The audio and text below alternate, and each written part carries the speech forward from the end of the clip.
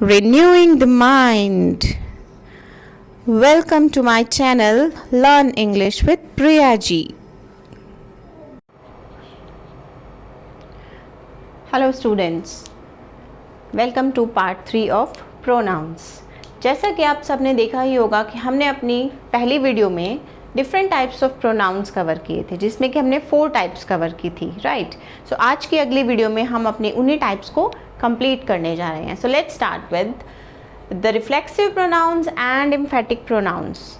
अब आप सोच रहे होंगे कि रिफ्लेक्सिव प्रोनाउंस और एम्फेटिक प्रोनाउंस एक साथ क्यों?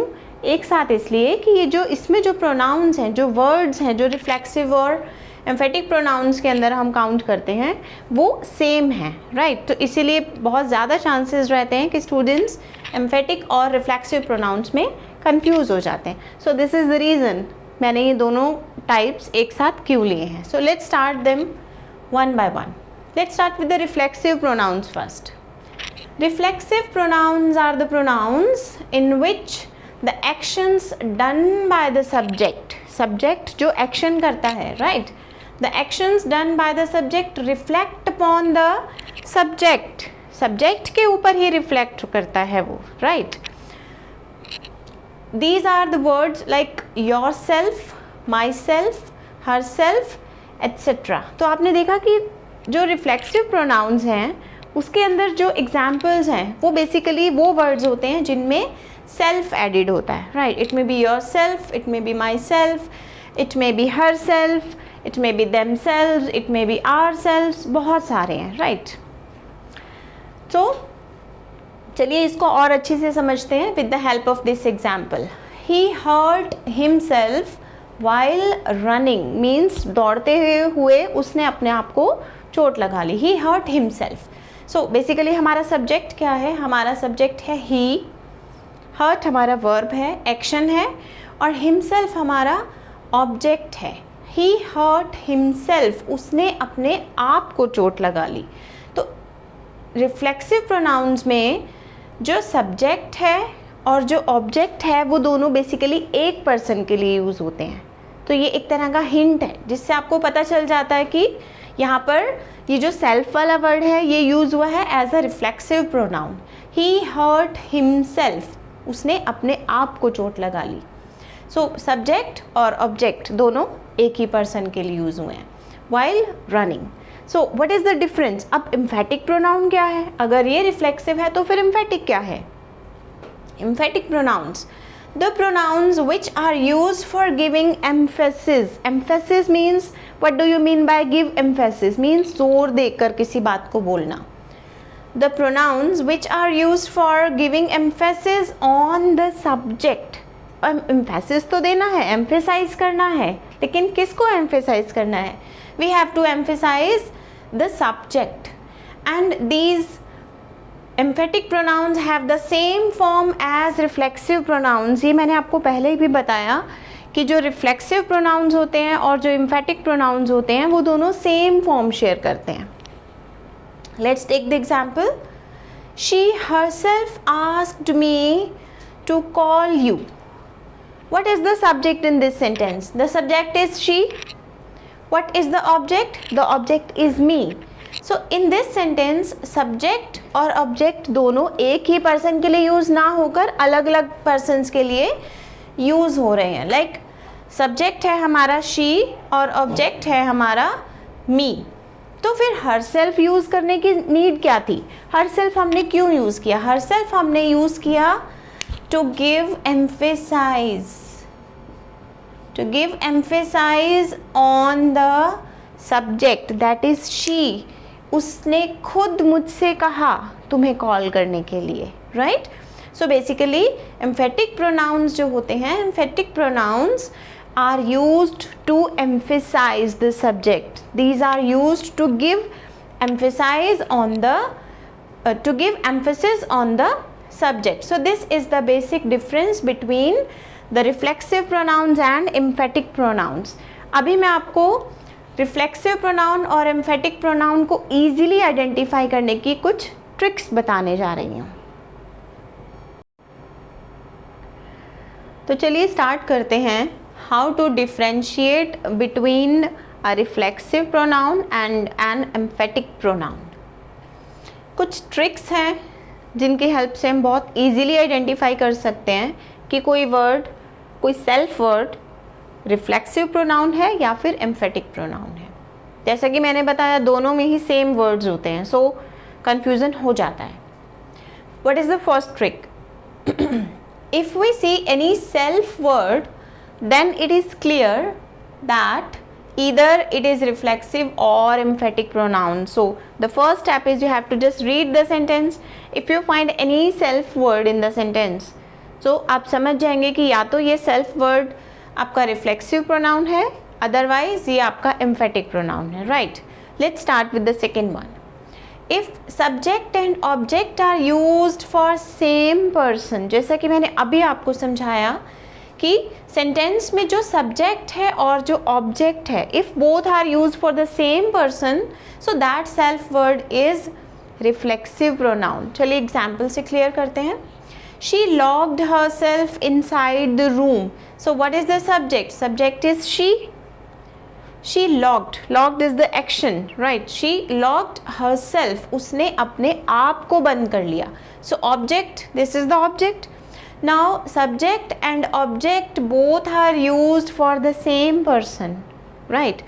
So this is the trick. If subject and object are used for same person, then it is reflexive pronoun. तो ये जो self word है आपका, ये इस sentence में reflexive pronoun है. Let's take one more example. She herself performed the experiment. She, subject, performed, action. She performed. What did she perform? क्या परफॉर्म किया? उसने परफॉर्म किया the experiment.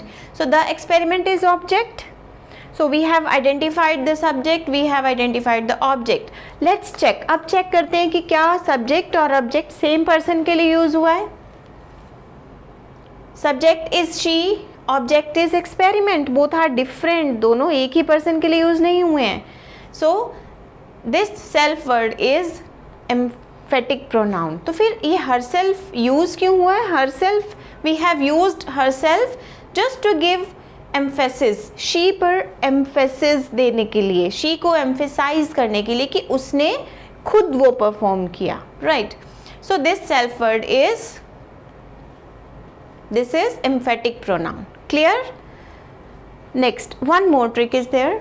If we remove emphatic pronoun, अगर हम किसी sentence में से एम्फेटिक प्रोनाउन को रिमूव कर देते हैं, still the sentence gives the complete sense. चलिए इस एग्जाम्पल को देखते हैं. She herself perform the experiment. अब मैं क्या करने वाली हूँ? मैं इस हरसेल्फ वर्ड जो कि हमारा एम्फेटिक प्रोनाउन था, I am going to remove this word. So मैंने इसे रिमूव किया. Now the sentence is She performed the experiment. The sentence is complete in itself. ये फिर भी हमें complete meaning दे रहा है अगर हम emphatic pronoun को remove कर दें. But reflexive pronoun के केस में ऐसा नहीं होता है. If we remove reflexive pronoun, the sentence seems incomplete. चलिए चेक कर लेते हैं. She locked herself inside the room. So this is the reflexive pronoun. Let's remove it. चलिए इसे remove करके देखते हैं क्या होता है. Okay, I have removed herself. That was reflexive pronoun. Now my sentence is, she locked inside the room. उसने room के अंदर बंद कर दिया. क्या बंद कर लिया? खुद को बंद कर दिया, किसी और को बंद कर दिया. Nothing is clear, right? So जब हमने reflexive pronoun को remove किया, the sentence is giving incomplete sense. This was the third trick. So with the help of these three tricks, you can easily identify that whether the self word is reflexive pronoun or emphatic pronoun, right? Okay. So the next type that we are going to discuss is possessive pronouns. Possessive pronouns start करने से पहले हम discuss करेंगे कि what is the meaning of possession. Possessive word किससे बना है? Possession. Possession means to have something. कोई चीज़ किससे बिलोंग करती है, कौन उस चीज़ का ऑनर है. सो basically it shows ownership. The words that show possession and ownership are called possessive pronouns. There are certain pronouns जो possessive pronouns के अंदर आते हैं, like mine, ours, yours, his, hers, theirs. तो चलिए इन एग्जाम्पल्स को हम डिस्कस करने वाले हैं in the form of sentences. She bought a new dress in that packet. उसने क्या किया, उसने एक पैकेट में न्यू ड्रेस परचेज की है. The packet is hers. वो जो पैकेट है, जिस पैकेट के अंदर ड्रेस है, दैट पैकेट बिलोंग्स टू, किससे बिलोंग करता है वो packet? That packet belongs to hers. That packet belongs to hers. So hers is showing ownership. Correct. जो वर्ड है हमारा hers, that is showing ownership. So it is possessive pronoun. Correct. Let's look at the second one. All the toys were his. Now we are talking about all the toys, कि वो जो सारे toys हैं वो किससे belong करते हैं? All the toys were his. उसके थे वो सारे toys. So again the word his is possessive pronoun. The third one, this bag is mine. ये जो bag है, ये bag किससे belong करता है? इस bag का owner कौन है? This bag is mine. Correct. तो इस सेंटेंस में एक वर्ड ऐसा है जो वर्ड हमें ऑनरशिप शो कर रहा है, and that word is mine. So it is possessive pronoun. Correct. Last one, that car is hours. कि वो जो कार है, हम उस कार की बात कर रहे हैं. वो कार बिलोंग किससे करती है? उस कार का ऑनर कौन है? That car is hours. हम सब उसके ऑनर हैं. That car belongs to us. So that car is ours. Sorry, this is possessive pronoun, right? So हम अपनी एक possessive pronoun और possessive adjective को और क्लैरिफाई करने के लिए एक सेपरेट वीडियो मैं आपके लिए लेकर आऊँगी. उसका रीज़न क्या है? उसका रीज़न ये है कि आपको एक पॉइंट याद रखना है हमेशा. जब भी हम possessive वर्ड, possession वर्ड हम जब यूज़ करते हैं, possession वर्ड, अगर हम उस possession वर्ड के बाद noun ऐड कर देते हैं, आई रिपीट, अगर हम possession वर्ड के बाद noun ऐड कर देते हैं, तो ये possession वर्ड हमारा possessive adjective बन जाता है. राइट.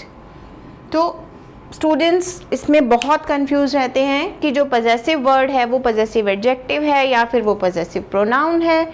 तो उसके लिए एक सेपरेट वीडियो मैं आप लोगों के लिए लेकर आऊँगी. लेकिन अभी के लिए पजेसिव प्रोनाउंस हमने डिस्कस किया है. Let's move on to the next type. तो नेक्स्ट टाइप ऑफ प्रोनाउंस जो हम डिस्कस करने वाले हैं, that is relative pronoun. Relative pronoun क्या है?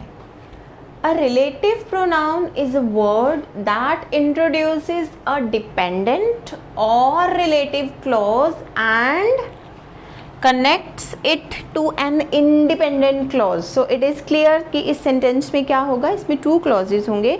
एक आपका independent clause होगा और एक डिपेंडेंट क्लोज होगा. तो रिलेटिव प्रोनाउन में जो वर्ड्स आते हैं उनका मेन फंक्शन क्या है, क्या करते हैं वो? सो रिलेटिव प्रोनाउन में जो वर्ड्स हैं, those words introduce a dependent clause. जो डिपेंडेंट क्लॉज है, जो रिलेटिव क्लॉज है, उसको इंट्रोड्यूस करते हैं और उसे कनेक्ट करते हैं किसके साथ? इंडिपेंडेंट क्लॉज के साथ. Let's look at the example. Yesterday I saw a car. So basically it is independent. ये सेंटेंस अपने आप में कंप्लीट है. So it is independent clause. Yesterday I saw a car which was really awesome. The car was really awesome. It is dependent, right? So इस dependent clause को introduce कर रहा है ये word which, right? और इसे connect किसके साथ कर रहा है? Connect कर रहा है हमारा इंडिपेंडेंट क्लॉज के साथ. राइट. सो ये जो वर्ड है which, this word is relative pronoun. एक और एग्जाम्पल देखते हैं. The boy who stole his wallet has run away. Basically the boy has run away. जो बॉय है वो भाग गया है. It is a complete sentence. So basically it is an independent clause. The independent clause is the boy has run away. अब कौन सा boy है जो भाग गया है? The boy who stole his wallet. This is a dependent clause. और इस डिपेंडेंट क्लॉज को इंट्रोड्यूस कौन सा वर्ड कर रहा है? who. So basically this word who is a relative pronoun here. There are some other words that can be used as relative pronouns like that, which, whom, who, whose, etc. Next is distributive pronoun. So distributive जैसा कि इसके नाम से ही पता चल रहा है, distribute करना, right? Suppose it's my birthday and I have to distribute toffees among my friends. So what will I do? I will give toffees to each and every child, each and every student, right? So distribute means जब हम individual person की बात करते हैं, individual object की बात करते हैं. Distributive pronouns are used to refer to persons or objects one at a time. Example, each of the students must carry his identity card with him. So यहाँ पर क्या है? Basically सब बच्चों को ही कैरी करना है, but सब बच्चों को means each one of students, जितने भी students हैं, like 100 students हैं, तो 100 में से हर एक student को identity card कैरी करना है. So basically we are talking about each and every child. Neither is suitable for the post. For example, there are 10 or 15 candidates who have applied for that job, but neither is suitable. उनमें से, उन 15 में से, उन 20 candidates में से एक भी ऐसा नहीं है जो कि उस पोस्ट के लिए suitable है. So the words each, either, neither, all are distributive pronouns. Let's come back to the last point, that is the last kind of pronouns is reciprocal pronouns. Reciprocate करना. What is the meaning of reciprocate? A pronoun that indicates a reciprocal relationship. For example, each other and one another. तो चलिए discuss करते हैं कि reciprocal pronounce हम use कब करते हैं.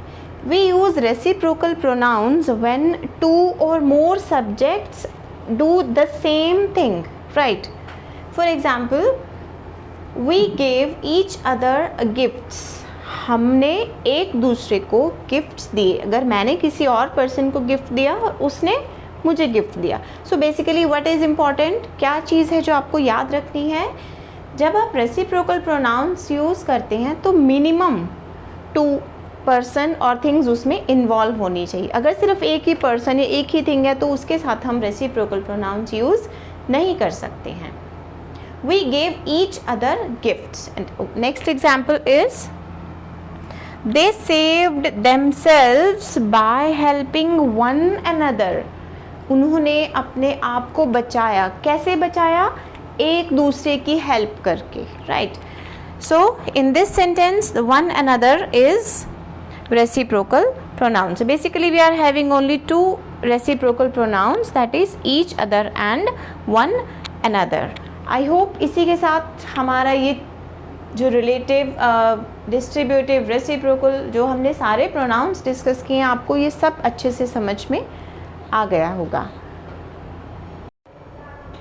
आई होप आपको मेरा वीडियो पसंद आया होगा.